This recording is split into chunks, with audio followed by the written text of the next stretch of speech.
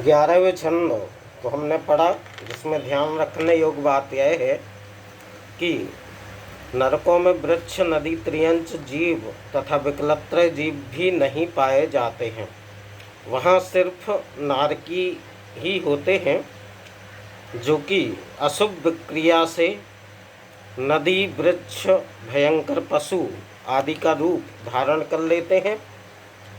अपने शरीर के एक अनेक छोटा बड़ा तथा अनेक प्रकार के रूप बनाने को विक्रिया कहते हैं।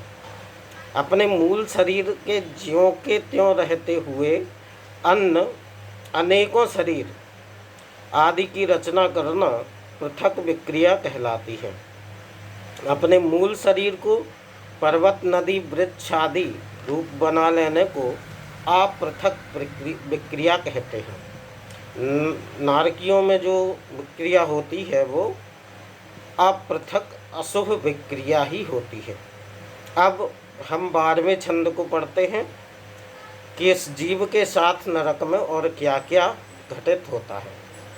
तिल तिल करें देह के खंड, असुर भिड़ावें दुष्ट प्रचंड, सिंधु नीरुते प्यास न जाए, तो पड़ो एक न बूंद लहाए।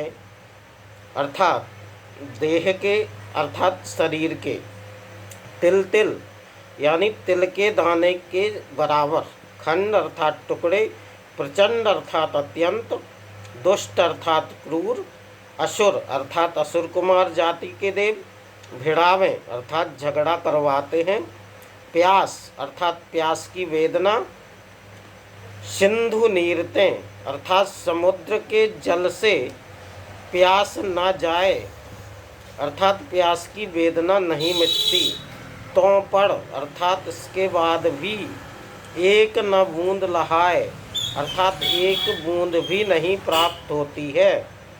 असुर कुमार देव इन जीवों को आपस में भिड़ाते हैं और एक दूसरे के तिल के बराबर टुकड़े कर दिया करते हैं। इस नरक में इतनी प्यास लगती है कि समुद्र भर जल पी लेने से भी न मिटे, लेकिन इसके बाद भी एक बूंद भी प्राप्त नहीं होती। आज इतना ही। अगले भाग में पुनः एक नई जानकारी नरकों के बारे में करेंगे, चर्चा करेंगे। तब तक के लिए धन्यवाद।